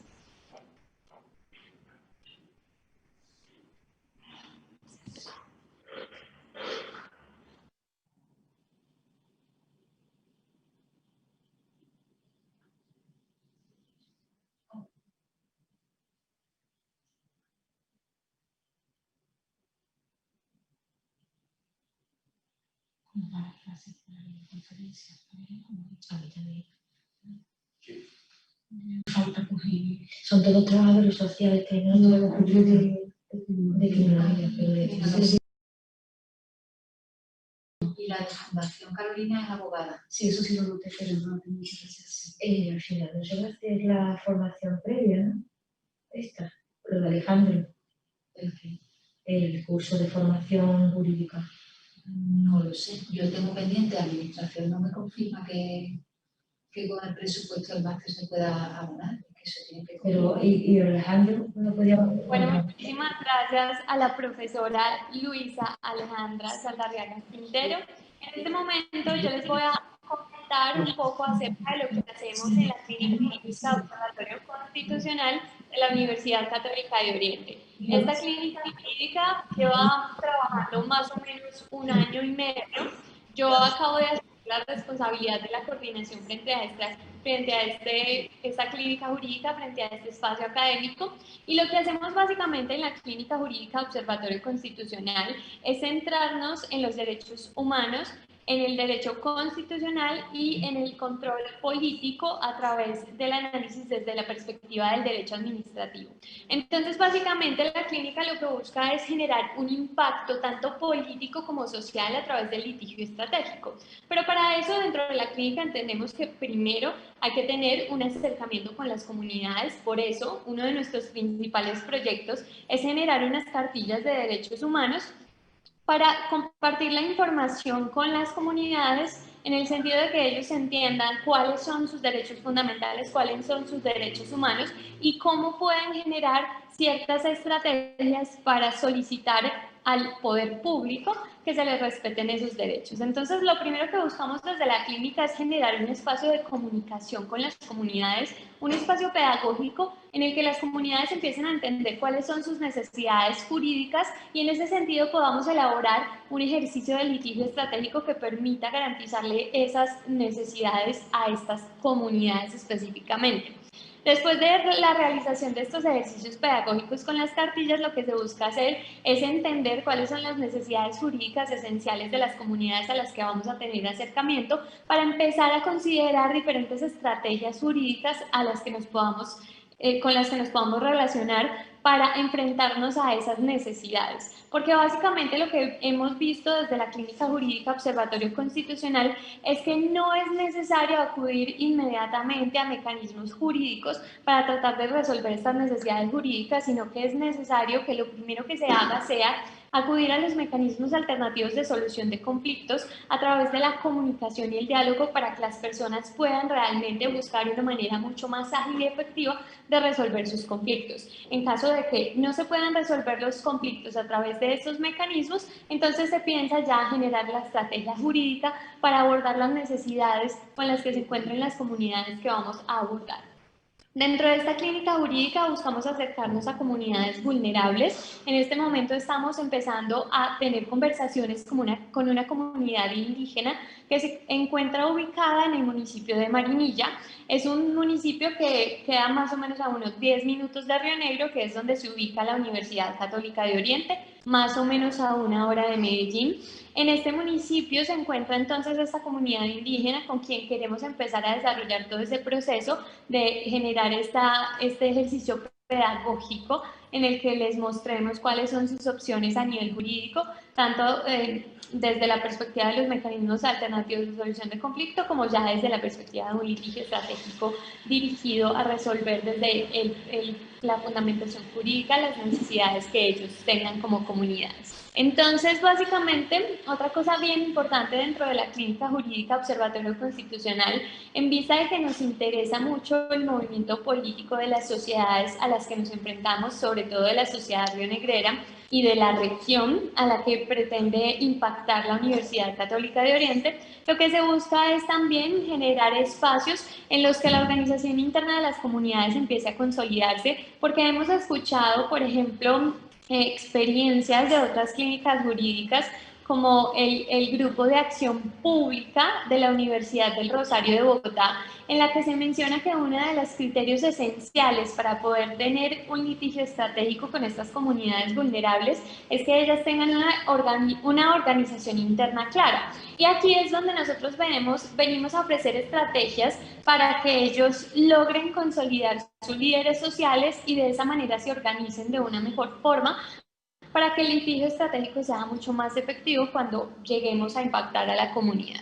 Entonces, pues básicamente, a lo que se ha venido trabajando a lo largo del tiempo con esta clínica jurídica han sido eventos que buscan desarrollar un control político. Tuvimos, por ejemplo, en septiembre del año pasado el conversatorio con los candidatos a la alcaldía, un conversatorio en el que nos servimos del debate educativo para generar un espacio en el que los candidatos políticos no entraran siempre en esos debates agresivos en los que no se llega a un punto de comunicación efectiva de las ideas de cada uno, sino que buscamos generar un espacio de debate controlado para que estos candidatos de verdad pudieran manifestarle a la comunidad cuáles eran sus intereses y sus intenciones sin irse al discurso esencialmente retórico que se fundamenta en las emociones y en atacar a la persona, sino más bien quedándose en el discurso que argumenta sólidamente las ideas.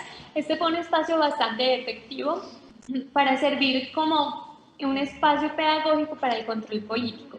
Lo que buscábamos en este espacio es ofrecerle a la comunidad espacios en los que ellos entiendan que pueden hacer el control político, que pueden ejercer su poder como pueblo frente a las instituciones administrativas para controlar los lineamientos o las directrices que ellos van asumiendo.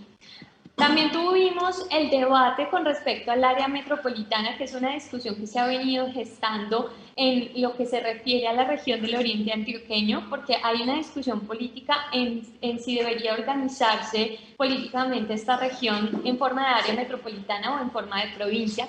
Entonces lo que hicimos también fue generar un espacio de debate educativo en el que pudimos ver o escuchar las dos posiciones, área metropolitana y provincia, desde una perspectiva razonada y argumentativa, y abrimos este espacio a la comunidad para que la comunidad pudiera entonces ejercer su control político y pudiera tomar una decisión informada.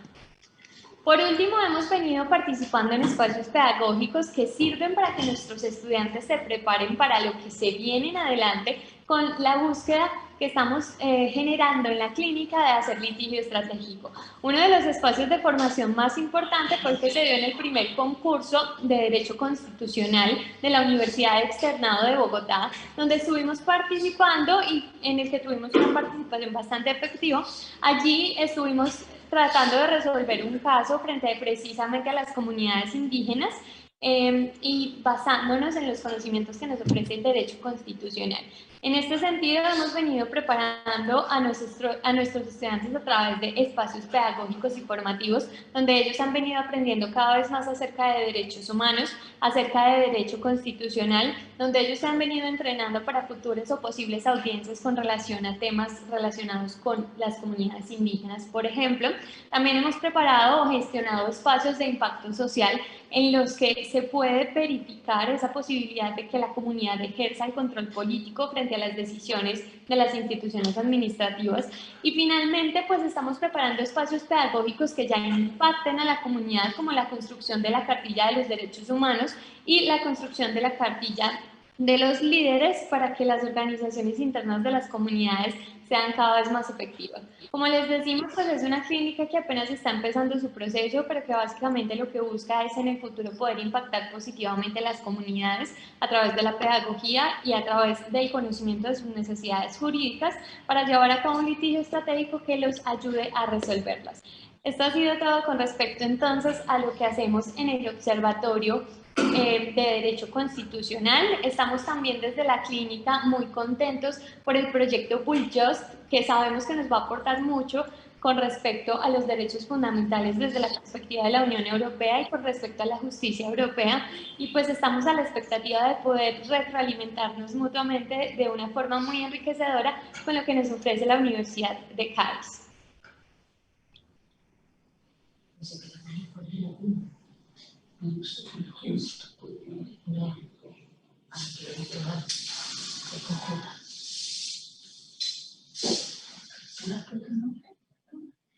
Sí.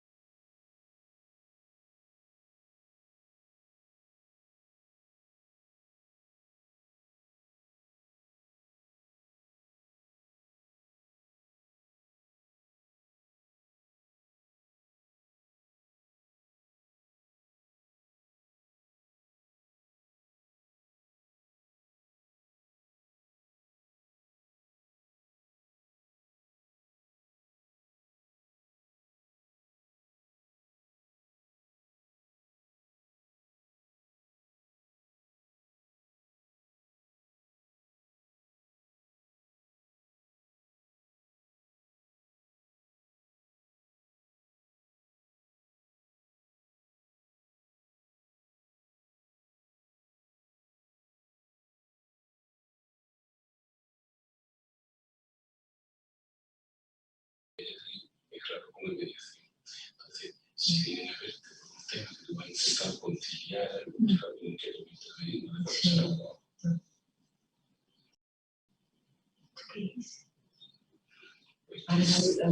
Bien, muchísimas gracias. Vamos ahora con la última intervención de la mañana y la tarde de hoy en España. y es la intervención del profesor Mario Andrés Vázquez Arredondo, quien es el coordinador de la Clínica Jurídica de Derecho Penitenciario y quien nos va a hablar de su experiencia, de la clínica penitenciaria en el proceso de resocialización de las personas privadas de la libertad.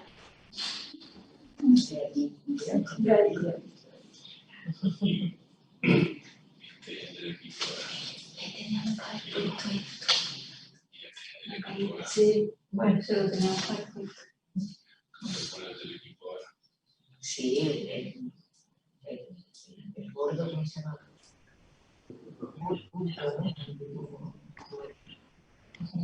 Muy buenos días y muy buenas tardes en España. Inicialmente quisiera darle las gracias a la profesora Vanessa Franco por esta cordial invitación. Debo contar antes de comenzar que para mí fue un orgullo, es un orgullo participar de este evento de tan alto prestigio y con un nivel académico tan alto. Inmediatamente cuando la doctora Vanessa pues, se acerca a mí, mi reacción, mi respuesta fue inmediata. Le dije que sí, básicamente por algo que yo tengo que encuadrar en una sola palabra y es pasión. Para mí, lo que es el derecho penal, lo que es el derecho procesal penal, lo que es la docencia y lo que es el derecho penitenciario, se trata de una cuestión que me apasiona enormemente y por eso mi respuesta fue inmediata. Adicional a ello, pues mi respuesta también estaba encaminada a un sí, básicamente, pues porque para mí es un orgullo compartir escenario con personas de tan alto nivel académico como la decana de la Facultad de Derecho de la Universidad Católica de Oriente, la doctora Beatriz Arcila, quien tuve la oportunidad de tenerla como mi docente en el pregrado, igualmente la doctora Diana Ramírez, pues, que también fue mi docente en la maestría en Derecho Procesal de la Universidad de Medellín. Dicho esto, me toca en este momento pues una situación bastante compleja que es cerrar el evento. Sé que de pronto estamos un poco cansados, hemos tenido una mañana bastante ardua, pero yo pienso que les voy a hablar sobre algo que mi única intención es transmitirle el sentimiento de pasión que yo siento por lo que hago, por la docencia y por el derecho penitenciario. Tengo la oportunidad de hablarles un poco sobre la experiencia que se ha tenido desde Clínica Penitenciaria en el proceso de resocialización de las personas privadas de la libertad en los distintos establecimientos penitenciarios que tenemos en el oriente antioqueño cercano. Pero vale aclarar que nuestra presencia no solamente es en estos establecimientos penitenciarios, sino que se extiende más allá. Hemos ido a otros establecimientos lejanos, cárceles como Itagüí, las cárceles de Medellín, ¿cierto? Porque nuestra labor no solamente se centra en la región, se centra en extender las barreras, en extender esas barreras del territorio que tenemos en este momento. Y en esa labor debo contarles una anécdota que, antes de comenzar a hablarles sobre Clínica Penitenciaria, una anécdota que a mí quizás me ha marcado en la vida. Y es que, y generalmente a los estudiantes les comunico esta anécdota porque la intención que tengo yo como docente de esta área del derecho tan compleja es que no solamente mis estudiantes, sino todas las personas que me escuchan, cambien, generar un cambio en las personas con respecto a la percepción que tienen de las personas que están privadas de la libertad. Tenemos un sesgo enorme porque, podríamos decirlo, populismo punitivo. Tendemos a percibir a las personas que están privadas de la libertad como unos simples delincuentes. Inclusive para muchas personas se trata de personajes que por estar privados de la libertad, muchas personas hasta dicen que han perdido todos sus derechos cuando esto es absolutamente falso.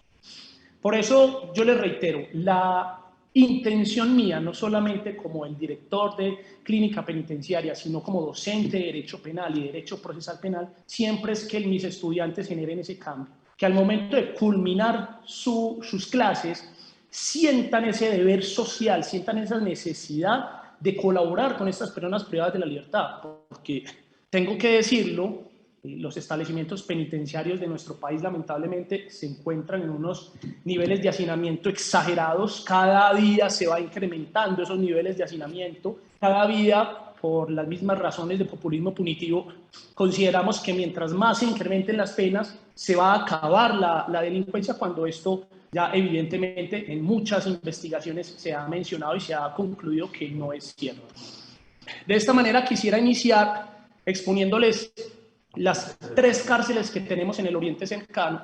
Empezar por la cárcel de Sonsón, en donde tenemos, dicho establecimiento tiene una capacidad real de 75 personas privadas de la libertad. Sin embargo, en este momento hay 189, con un porcentaje de hacinamiento del 252%. Ya entenderán pues que las condiciones en las que viven estas personas obviamente significan que están en constante vulneración de sus derechos fundamentales, y es ahí precisamente donde Clínica Penitenciaria entra a actuar. La segunda cárcel del Oriente Antioqueño es la cárcel en un municipio muy cercano de acá de Río Negro, La Ceja, municipio de La Ceja, una capacidad real de 114 personas privadas de la libertad, pero en realidad tenemos 294 con un porcentaje de hacinamiento del 255%. Ya se podrán dar cuenta de los niveles de hacinamiento tan altos que tenemos en los establecimientos penitenciarios. Igualmente, en lo que nos atañe en este momento, la cárcel de Río Negro tiene una capacidad real de 160 reclusos. Actualmente cuenta con 265 con un porcentaje de hacinamiento del 165%. Con respecto a la cárcel de Río Negro, tengo que hacer una apreciación. La cárcel de Río Negro tiene una situación un poco compleja, y es que se habla de una capacidad real de 160 internos, básicamente porque los mismos internos han estructurado, han creado unas estructuras en los patios de dicho penal precisamente para ellos vivir en esas estructuras. Las estructuras antes no existían. Las estructuras no fueron creadas ni siquiera por el Estado. Las estructuras fueron creadas por los mismos internos del establecimiento penitenciario, precisamente porque la situación de convivencia de ellos era bastante compleja. Hace cerca de 2 años, acá en Río Negro se generó esa discusión precisamente en torno a la situación en la que se encontraban nuestros reclusos, y se llegaba a la conclusión errónea de que ellos no estaban en situación de hacinamiento, básicamente pues porque ellos mismos ya habían construido esos espacios en el patio, vuelvo y les repito, en el patio donde están a la intemperie, donde están al sol, donde están al agua, y en ese escenario distintos, no voy a decir nombres, pero algunos dirigentes de la región se atrevieron a decir que no estaban en condiciones de hacinamiento y que su nivel de convivencia era el óptimo, situación pues que considero no es realidad porque he tenido la oportunidad de ir a estos establecimientos penitenciarios. Ahora, con respecto a Clínica Penitenciaria, quisiera iniciar diciéndoles quiénes somos. Nosotros somos un grupo dirigido por este servidor. Tengo en este momento 3 estudiantes que se dedican básicamente a ir a los establecimientos penitenciarios, evidenciar cuáles son las necesidades que se presentan en estos establecimientos, establecer cuáles son los requerimientos que tienen todos los internos de las distintas cárceles del Oriente Antioqueño, y según eso, nosotros estructuramos una estrategia precisamente para abarcar todas esas necesidades que ellos tienen. Repito, cuento con 3 estudiantes. Generalmente ese es el número de estudiantes que tenemos en esta clínica, entre 13 y 15 estudiantes, todos a cargo de quien les habla. Y como experiencia, el día de hoy vengo a hablarles un poquito sobre 2 temas que me enorgullece totalmente hablar de ellos, porque han sido unos logros magníficos que hemos tenido de parte de la Universidad Católica de Oriente y particularmente de la Facultad de Derecho. El primero de ellos se llama el Diplomado en el Diplomado en Derechos Humanos y Habilidades para la Vida. Diplomado en Derechos Humanos y Habilidades para la Vida. Acá en esta diapositiva ustedes podrán ver a mano izquierda el primer encuentro que tuvimos con los internos del establecimiento penitenciario de Río Negro. Y a mano derecha, nuestro último encuentro.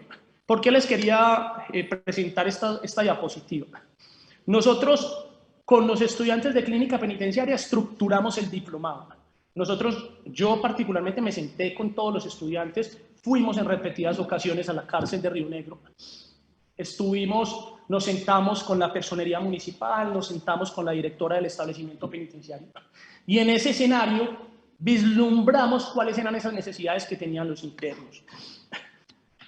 Particularmente las necesidades tenían que ver precisamente con cuestiones de derechos humanos, vulneración de sus derechos. Entonces nosotros estructuramos el diplomado según esas necesidades y lo que creamos fue un diplomado que tiene 4 contenidos específicos. Uno inicial que tiene que ver con derechos humanos y habilidades, perdón, con pedagogía constitucional y derechos humanos, en cuyo escenario pues hablamos sobre derechos humanos de primera generación, segunda generación y tercera generación.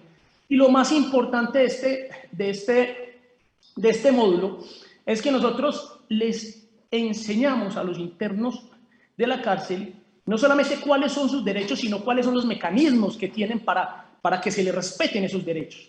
Entonces, en la segunda parte del módulo les hablamos un poco sobre las acciones constitucionales, la acción de tutela, el habeas corpus, las acciones de grupo, la acción de cumplimiento. Y fue un logro absoluto. Fue un logro absoluto. El segundo módulo tenía que ver sobre las generalidades del derecho penal, en donde nos dimos cuenta que los internos desconocen por completo la situación jurídica en la que se encuentran. Dicho esto, nosotros vamos al establecimiento y les damos clases de derecho penal y de derecho procesal penal, ¿cierto?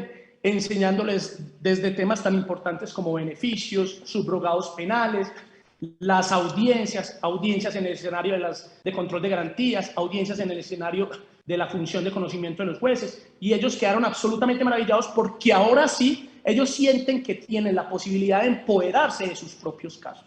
Entonces, esto fue también un aspecto muy importante de este diplomado. Después pasamos a un componente psicosocial, en donde se le habla a los internos sobre comunicación asertiva, pensamiento adaptativo, inteligencia emocional, inteligencia social, todos estos aspectos que precisamente le ayuda a ellos a el tema de resocialización. Esa es la función principal que tenemos nosotros con este diplomado. Y por último, culminamos con algo que se llama Habilidades para la Vida, donde tenemos un módulo denominado Empodérate para la Vida, en donde nosotros evidenciamos en nuestras visitas que los internos, particularmente de la cárcel de acá de Río Negro, tienen unos emprendimientos y unas habilidades increíbles, y esos emprendimientos ellos no saben cómo exteriorizarlos, no saben cómo comenzar a vender los productos que ellos están generando. Entonces, y por último, creamos el curso de primeros auxilios, en donde ellos aprenden todo el tema que tiene que ver con primeros auxilios. Esto lo hicimos de forma conjunta con la Facultad de Enfermería de la Universidad Católica de Oriente. Por último, quería hablarles sobre el otro logro que tenemos en clínica penitenciaria, que se llama Manual de Beneficios. De hecho, lo tengo acá, Manual de Beneficios para las personas privadas de la libertad. Este manual, nosotros siempre que vamos a un establecimiento penitenciario, tenemos la oportunidad de entregárselo a todos los internos. Fue creado por la Universidad Católica de Oriente de forma conjunta con Pastoral Penitenciario de la Diócesis Sonsón Río Negro. Y lo bonito de esta cartilla es que inicia con lo que tiene que ver o con lo que estructuramos nosotros desde clínica penitenciaria, con derechos humanos, derecho a la dignidad humana, derecho a la salud, algo importante y que es de mucho interés para las personas privadas de la libertad, el tema de redención, el tema de cómo es un derecho de petición, cómo se estructura un derecho de petición. Y la segunda parte de la cartilla tiene que ver precisamente con lo creado por Pastoral Penitenciaria, Diócesis de Sonsón Río Negro, en donde se habla se crearon unos talleres de confiabilidad, sobre humildad, sobre honestidad, sobre el trabajo duro, generosidad. De manera que este manual, para concluirles, este manual representa la estructuración de años de esfuerzo de nuestros estudiantes de clínica penitenciaria, quienes lo crean con esa finalidad de entender, que las personas entiendan que aquel que está privado de la libertad quizá perdió la libertad, pero nunca ha perdido su dignidad humana. Muchísimas gracias.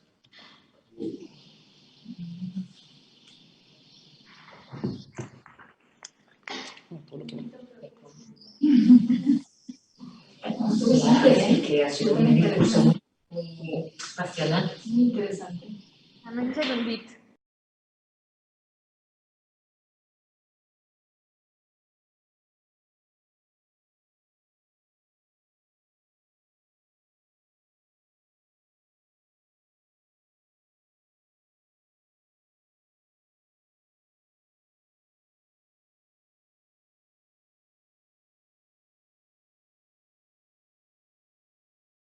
la resolución de casos más complicados. Bueno, muchísimas gracias a nuestro profesor Mario Vázquez. Vamos entonces ya concluyendo con nuestra actividad del día de hoy. De nuevo, muchísimas gracias a la Universidad Católica de Oriente, a la Universidad de Cádiz, a todos los ponentes y a todas las personas que estuvieron participando de la charla. Les queremos recordar a la audiencia que esta tarde, a las 4 de la tarde, vamos a estar celebrando el punto de información europeo por parte de nuestra Universidad Católica de Oriente. Vamos a tener invitados de la delegación colombiana de la Unión Europea e invitados de la Universidad de Salamanca y de la Universidad de Málaga, que nos van a estar hablando acerca de qué es la Unión Europea, cómo funciona y cómo funciona la justicia europea, especialmente vinculándolo con los mecanismos alternativos de solución de conflictos. De nuevo, muchísimas gracias a todos los que intervienen en la tarde de hoy. Fue un gusto saludarlos y tenerlos con nosotros en el evento. Y ahora tenemos Carlos Julio la banderita.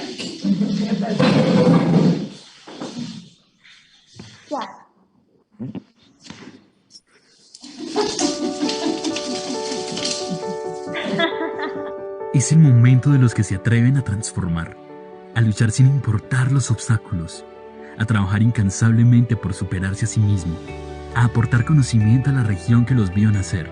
Este es el instante donde debemos pensar en nuestro futuro y caminar por el sendero correcto para vivir en plenitud. Esta es tu oportunidad. Sabemos de tus sueños, anhelos, metas, esos que te impulsan día a día a trabajar por alcanzarlo y recoger frutos para obtener la satisfacción de la tarea cumplida.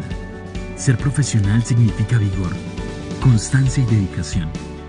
Sabemos que con ello serás el orgullo de tu familia, el líder de grandes proyectos y el que entregará todo de sí para cambiar el mundo. En la UCO tenemos todas las herramientas para que lo logres. Hagamos que pase.